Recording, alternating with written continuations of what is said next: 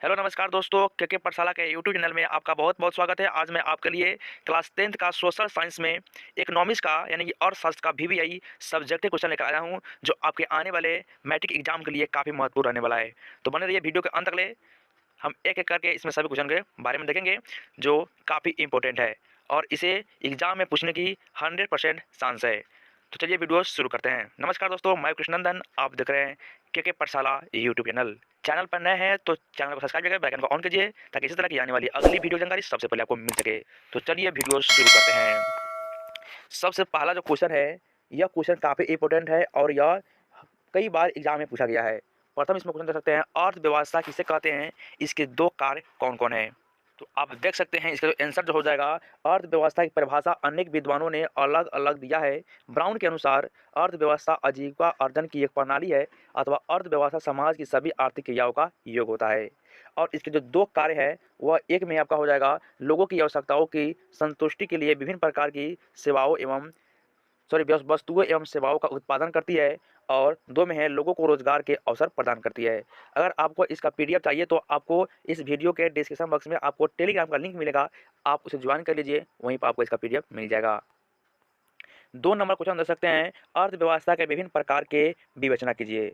तो बता दें दोस्तों, जो अर्थव्यवस्था का मुख्य रूप से 3 प्रकार होता है, पूंजीवादी अर्थव्यवस्था, समाजवादी अर्थव्यवस्था और मिश्रित अर्थव्यवस्था।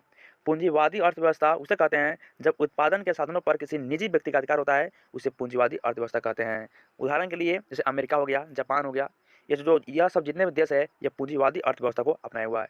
समाजवादी अर्थव्यवस्था उसे कहते हैं जब किसी उत्पादन के साधनों पर एक व्यक्ति का अधिकार न होकर उस पर सरकार का अधिकार होता है, उसे सामाजिक अर्थव्यवस्था कहते हैं। और इसका उदाहरण है चीन, क्यूबा।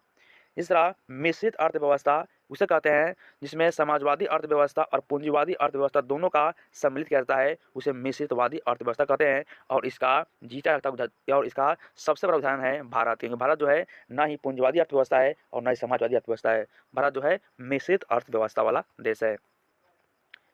इसी तरह का इसका अगला क्वेश्चन है, आर्थिक विकास क्या है, आर्थिक विकास तथा आर्थिक वृद्धि में अंतर बताए है। तो इसका जो उत्तर हो जाएगा, आर्थिक विकास एक ऐसी प्रक्रिया है जिसका द्वारा दीर्घकाल में किसी अर्थव्यवस्था के वास्तविक राष्ट्रीय आय में वृद्धि होती है। इसके अलावा आर्थिक विकास के आधार पर ही देश का वास्तविक अर्थव्यवस्था आधारित होती है, जिससे कोई देश शक्तिशाली बनता है। आर्थिक विकास का श्रेय आर्थिक नियोजन को जाता है।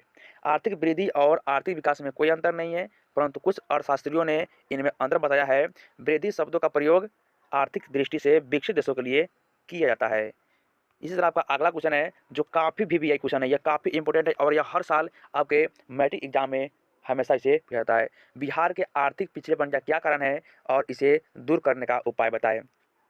दोस्तों 2000 दोस्तों इससे पहले वाले साल में आर्थिक पिछड़ेपन का यानी बिहार के आर्थिक पिछड़ेपन का क्या कारण है, यह क्वेश्चन पूछा गया था। तो आपको यानी कि इस साल याद करना है कि बिहार के पिछड़ेपन को दूर करने का क्या उपाय है, इसको आपको याद करके रखना है, क्योंकि यही क्वेश्चन आपको आपके मैट्रिक एग्जाम में पूछा जाएगा। तो आर्थिक पिछड़ेपन को दूर करने का जो उपाय है, आप देख सकते हैं यहाँ पर सबसे पहला है जनसंख्या पर नियंत्रण। बिहार के पिछड़ेपन को दूर करने के लिए बढ़ती हुई जनसंख्या पर नियंत्रण होना अनिवार्य है, तथा महिलाओं को शिक्षित होना भी अनिवार्य है, जिससे क्या हो सकता है, बिहार की जनसंख्या कम हो सकता है।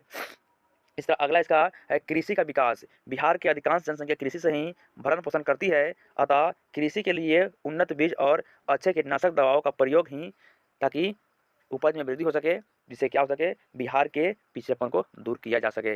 इस तरह का अगला जो है बिहार के पिछड़ेपन को दूर करने का उपाय है बाढ़ पर नियंत्रण। बिहार के विकास में बाढ़ एक बहुत बड़ा बाधक है, जिसे नेपाल के सहयोग से नियंत्रण करना आवश्यक है। इस तरह इसका अगला जो है गरीबी उन्मूलन, यानी बिहार में जो 42% से अधिक जो लोग होता है वह गरीब रेखा से नीचे है, अतः इसके लिए रोजगार होना आवश्यक है, तथा स्वरोजगार को भी बढ़ावा देना चाहिए।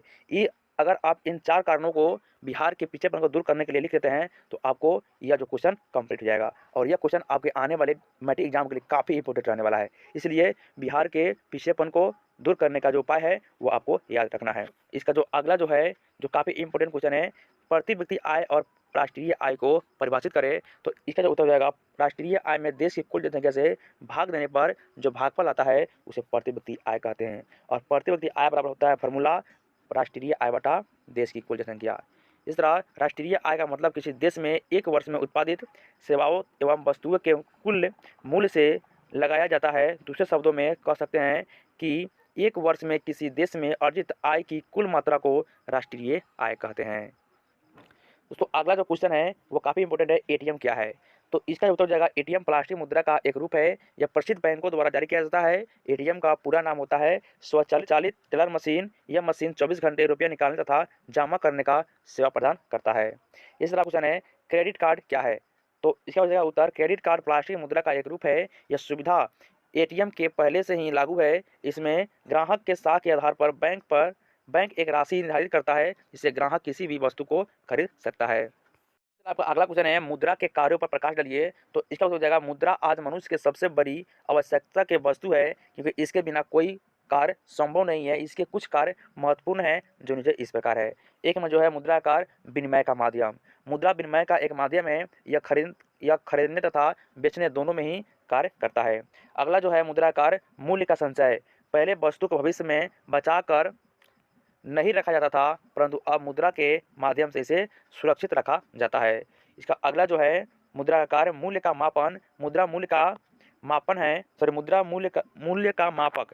मुद्रा मूल्य का मापक है। मुद्रा के द्वारा वस्तुओं का मूल्यांकन करना सरल हो गया है, जो वस्तु विनिमय के समय नहीं था। इसका अगला जो है मुद्रा का कार्य विलंबित भुगतान का माध्यम। आधुनिक युग में अधिकांश कार्य उधार पर होता है और भुगतान बाद में होती है, और पहले इससे परेशानी होती थी, परंतु अब इस पर नियंत्रण हो गया है।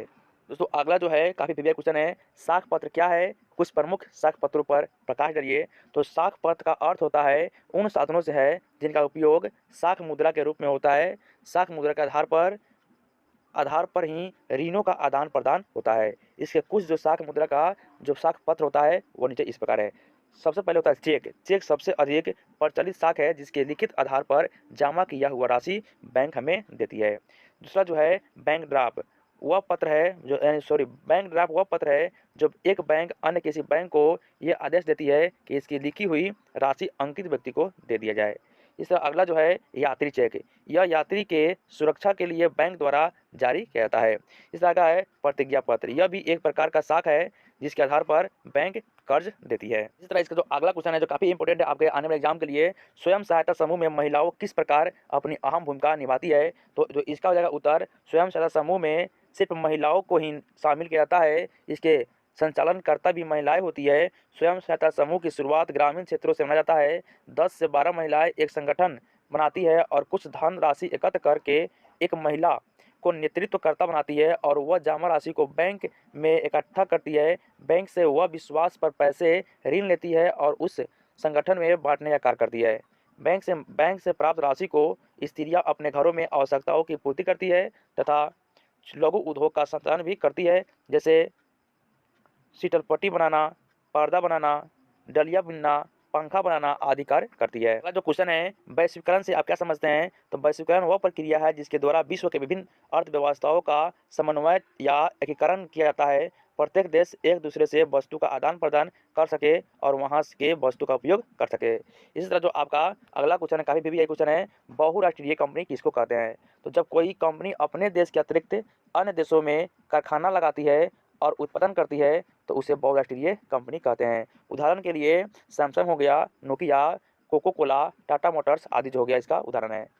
इसी तरह इसका अगला क्वेश्चन है विश्व व्यापार संगठन क्या है? यह कब और क्यों स्थापित किया गया? तो विश्व व्यापार संगठन का विश्व व्यापार संगठन एक ऐसा अंतर्राष्ट्रीय संगठन है जिसका उद्देश्य व्यापार को बढ़ावा देना है। इसका स्थापना 1995 में किया गया। इसका मुख्यालय जनेवा में है। इसमें अभी कुल 149। तो यह जो था आपके सोशल साइंस इकोनॉमिक्स का काफ़ी महत्वपूर्ण क्वेश्चन था जो आपके आने वाले एग्जाम के लिए काफ़ी महत्वपूर्ण है। अगर आप इतना ही क्वेश्चन याद करते हैं इकोनॉमिक्स से तो आपका जो एग्जाम है सही से हो जाएगा और आपका नंबर भी 450 प्लस में आएगा।